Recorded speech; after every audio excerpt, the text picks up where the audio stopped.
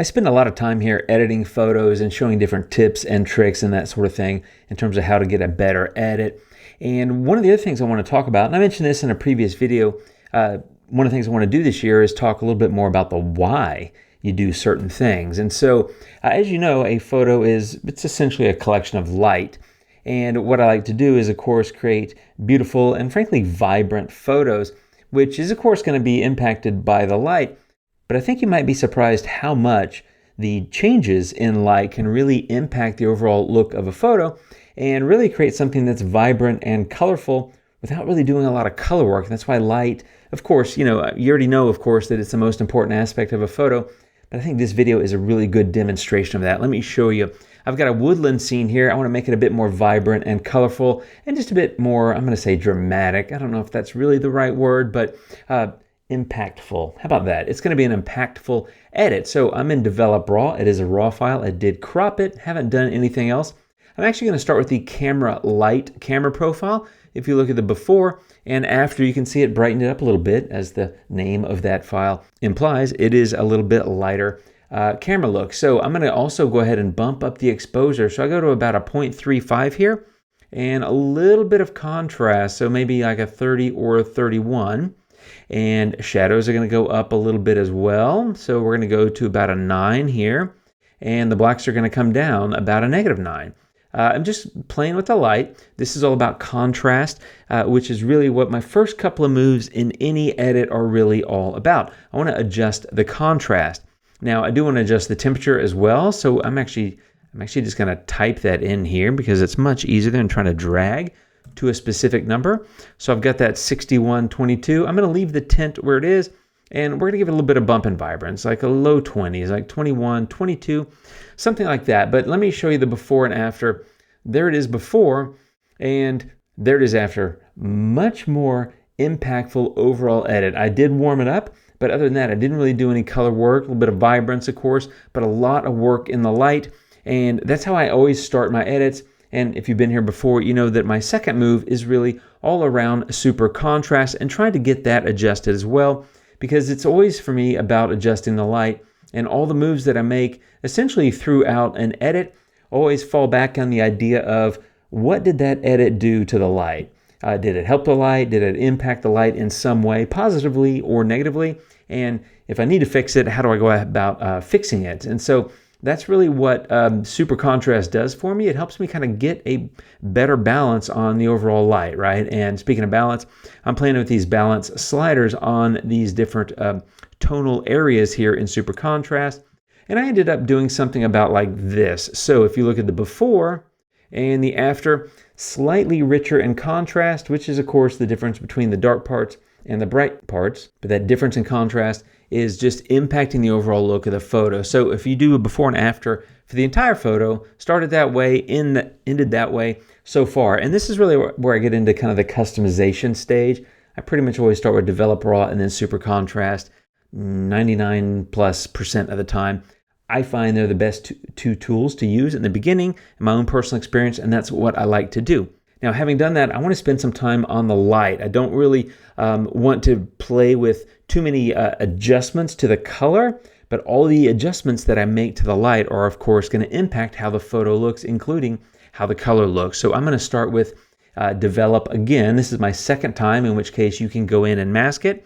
I'm going to go ahead and get a radial gradient, and I'm going to come over here, maybe something like this. And what I want to do is kind of shape this gradient to cover kind of a large part of this section of the photo. And I do like that gradient zone to give me a nice generous fade. So something about like that.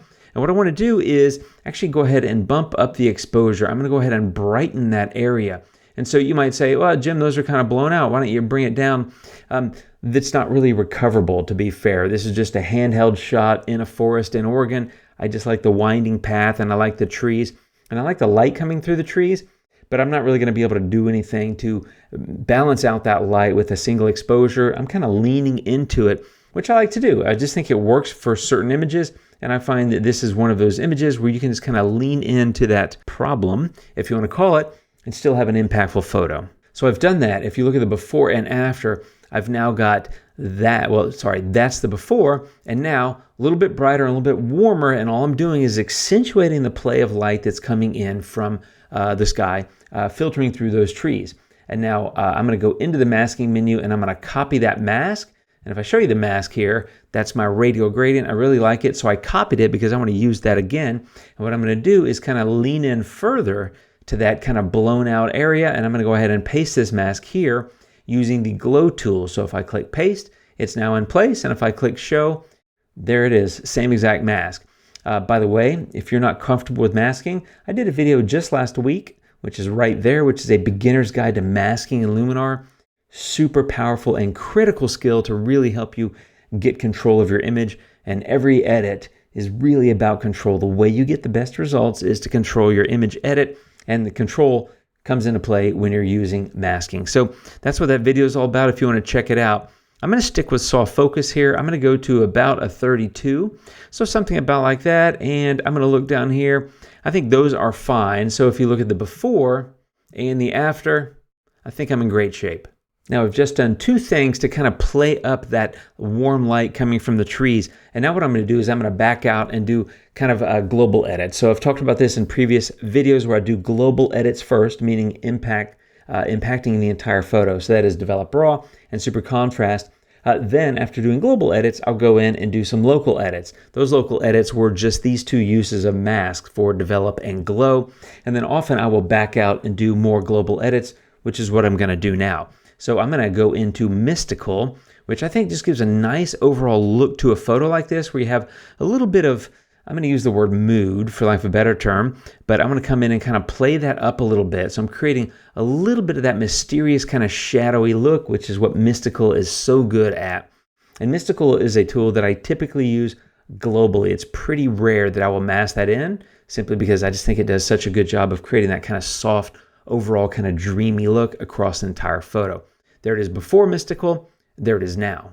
And the other one, I'm going to go into structure AI, and I'm going to use this globally as well. And that's going to be about a 25 or 30, let's call it a 30 across the entire photo. So before and after, structure AI is going to give it a little bit of that kind of crunchy look, but also you may notice if I show you the before and the after that it gets a little bit brighter.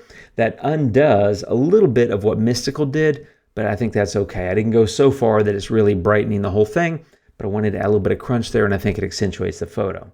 Now the play of light here is really important to me, and that's really what I want to try to accentuate in the photo. But there's another thing I want to do, and so this is where, even though I did global and then local and did global again, I found a couple of other things that I want to do that are going to require masks. And so this is very common, and while I give these like global, local, global kind of ideas as guidelines, I want to be clear that it's fairly fluid. Every photo is different, and so I tend to kind of bounce between global and local edits. I don't always do them in exactly that order. So I just want to point that out. And one of the things I notice is I want to bring a little bit of attention to the path. That is the line that's taking me through this forest, literally, but it's also the visual line, the leading line, the term is a term we like, that's taking the viewer on kind of a visual journey through the photo.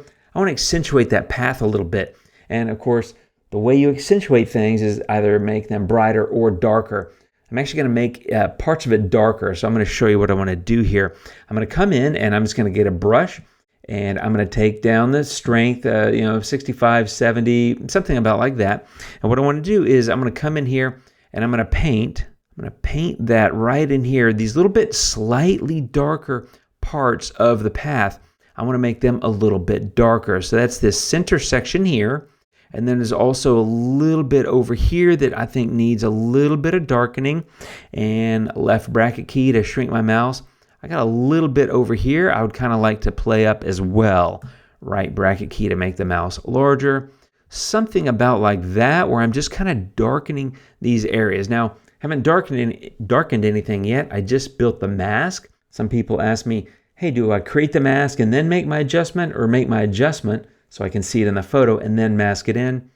Doesn't matter. Personal preference. Do whatever you like. In this case, I made the mask first, and I'm going to come in and make it a little bit darker. So I'm going to take probably not maybe a 65, 60, something like that. Just creating a little bit more contrast in that path, which means The brighter parts are going to be a bit more visible. It just helps you see that. And in fact, you can play up contrast a little bit. Remember, I'm just in those areas that I masked, and so all I'm doing is just adjusting the light, basically making it darker in those dark areas. So if you look at the path before and after, I did make it darker, but because I left the bright parts brighter, it creates a little bit more visual interest, a little bit more catch for the eye, if you will, which I think is going to help lead your viewer kind of through the photo visually. So having done that, the other thing I want to do is come in with Accent AI, and I'm going to get a radial mask again, and I'm going to go in a similar area as before, but not the same. So I could have still pasted that a mask that I'd used earlier because I hadn't done anything else with masks since then. But in this case, I'm going to go a little bit lower and a little bit more down in this area. So it's going to be a slightly different area. And what I want to do is just kind of create a little bit more pop, a little bit more visual interest. And I'm just going to move this around, trying to figure out where to put it. I think I'm going to condense that a little bit and then fade that a little bit more. And I'm going to go about 30, 40. We just need to experiment a little bit here. Yeah, something about like that. You see how that's, I didn't place it at the bottom of the photo because I darkened some of that area in the path. And even though this overlaps with where I made the last move to darken some of this part at the further edge of the path, this is going to brighten some of that a little bit, but that's okay. I think altogether, if you look at the before and the after, it's still dark in the beginning, which I think is good, and then it's going to brighten up a little bit and get a little bit more vibrant overall, which again, I think helps with leading the viewer's eye through the photo. And then I'm going to come in here with the vignette, and this is pretty typical stuff here. Vignette is, generally speaking, my last move if I'm going to use one, and I want to go a little bit rounder. I want high feathering, and I think I'm going to get inner light as well, maybe a 20, but I need to go a little bit lower, maybe down in here, something about like that. So I want more shadow up in those areas, and so the further the center of the vignette is from that upper right corner, the more darkness you're going to have up there. So I think that's a pretty good place for the center of the vignette, and I might actually pull that down a little bit more, maybe give that back a little bit. But if you look at the before and the after the vignette, before and after, a little bit heavier darkness on the right-hand side because the vignette is a little bit more toward the left-hand side. And that's the entire edit.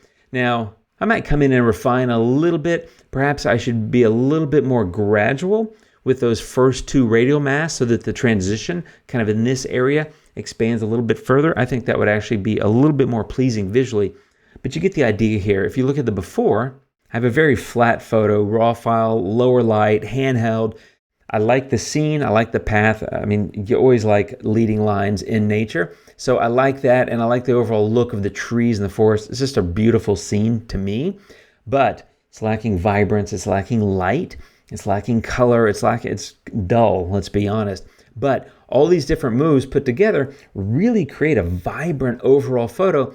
And you note, I didn't use any color tools. Yes, I did a little bit of color work where I used temperature, adjustment, and develop along with a little bit of vibrance. And of course, Accent AI will pop the color a little bit in that one area. But I didn't go into color harmony. I didn't go into the color tool. I didn't get golden hour. I didn't play with HSL.